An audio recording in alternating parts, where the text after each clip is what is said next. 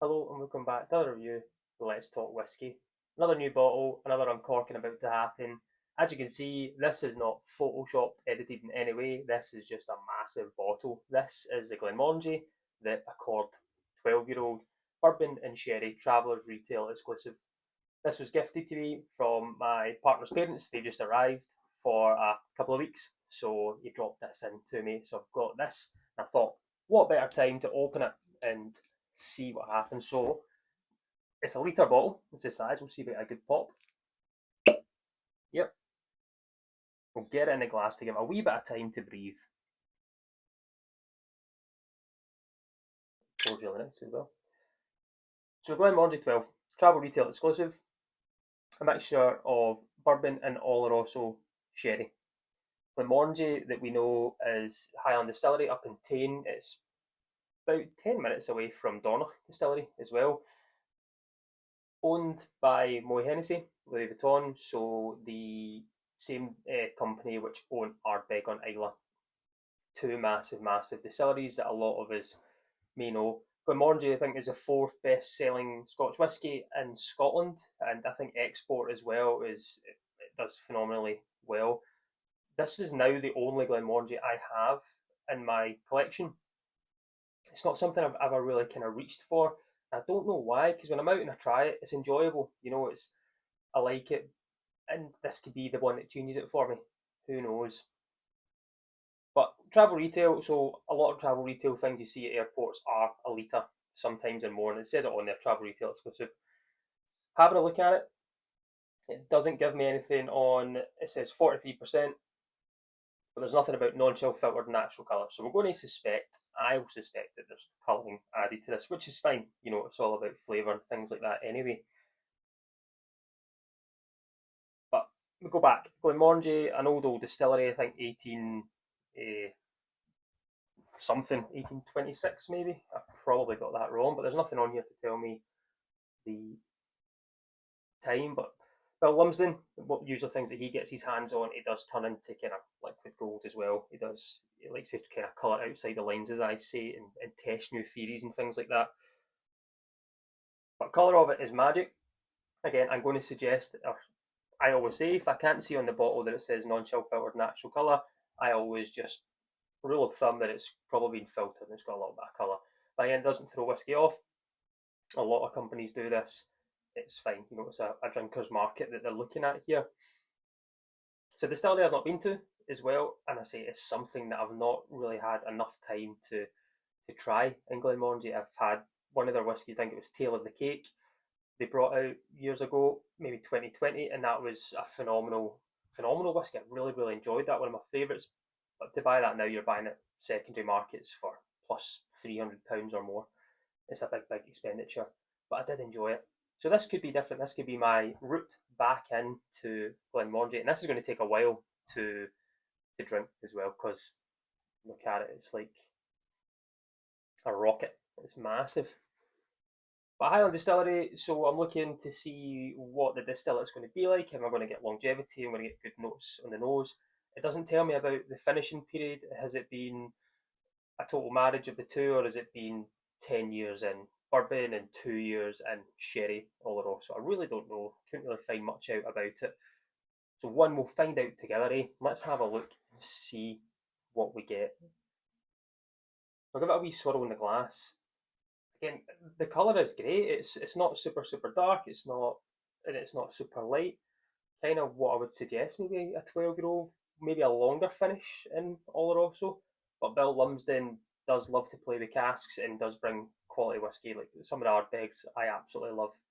So it's a shame that I don't try more of this.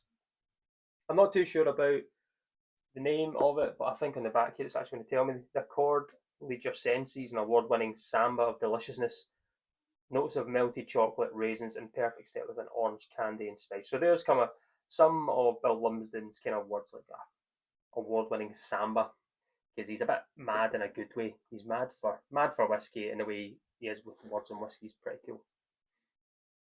Enough of me slabbering on about pretending I know enough about Glenmorangie here.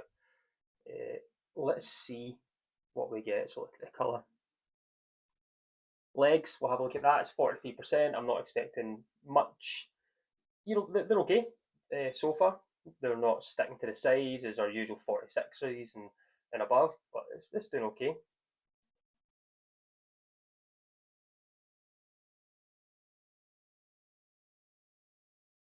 Get a smell that there's a lightness there.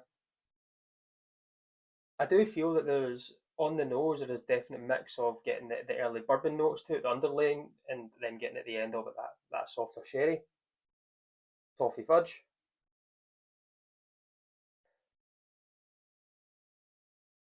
I know it said on there orange, but I don't get any of the orange on it. No spice yet, not in the nose.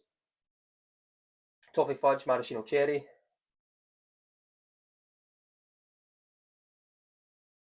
and the fruit underload. It's not orange. It's not lemon. It's not lime. It's more vanilla pod and less in the fruit. The fruit I feel is coming through more on the sherry side, and the real bourbon cask is getting that vanilla pod, a little bit of caster sugar, a little bit of flower notes as well, just seasonal flowers. It's got a nice light nose. There's nothing bad in that. I'm not feeling underwhelmed by it yet.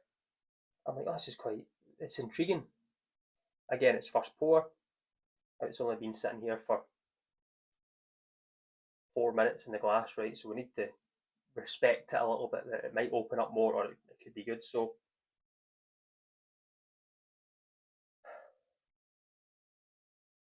yeah, big floral notes, a little bit of violet in there. Highland, like Highland Violet, Highland Hills, and if you're out there, it's got that, the maraschino cherry, toffee fudge, and your vanilla pod. We'll try it on the palate. Let's see what this does. 43%. I think it's one of the lightest whiskies in ABV that I've done in a while as well, but I'm looking forward to it. So, slange everyone.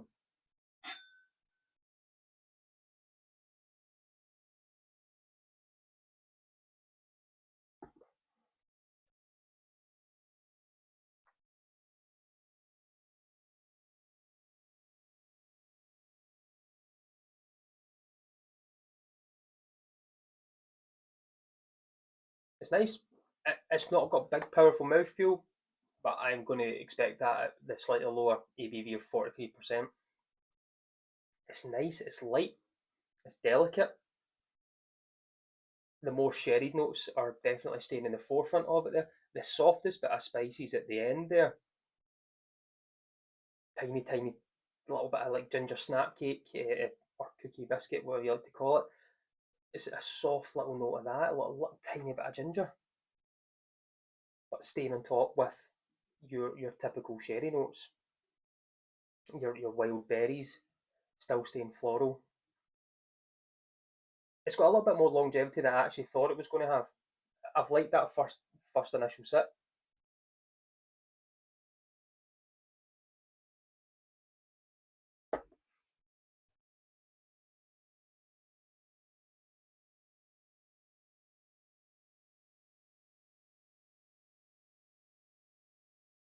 It's just a light finish. It's a very, very light whiskey on the palate.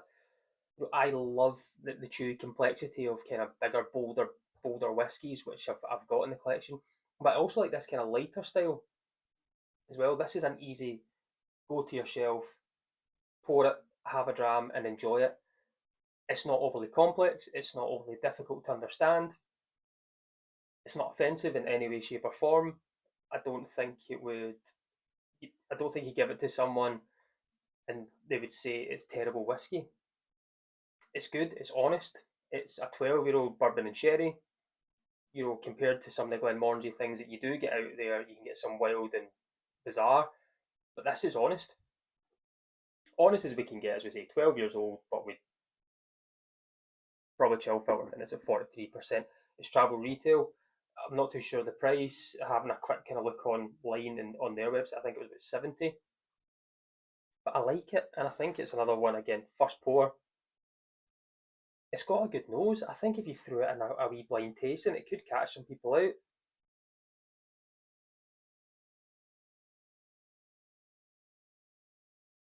There's just that little bit.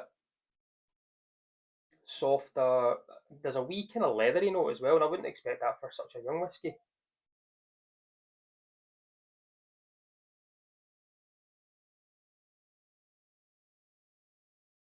Fresh, easy sipping whiskey. This is one that I think I'll easily reach for.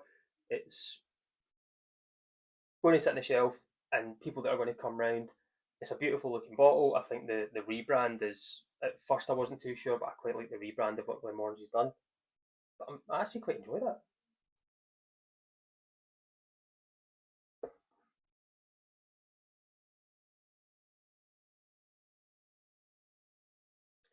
It does what it says in the tin. 12 years old. If you like sherried whiskey, wee bit of bourbon influence, this is a dram for you. Absolutely.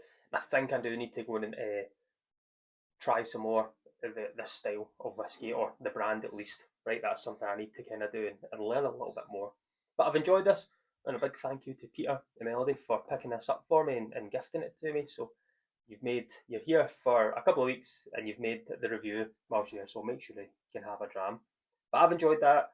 I'll probably pour another wee one, and I'll try it again in the next few days and see what changes in it, because whiskey does change all the time, and this I think is going to get a little bit more down to earth or subdued. But we'll wait and see. So again, everyone, thanks for tuning in, thanks for joining, and as always, join me next week. Let's talk whiskey. Thanks.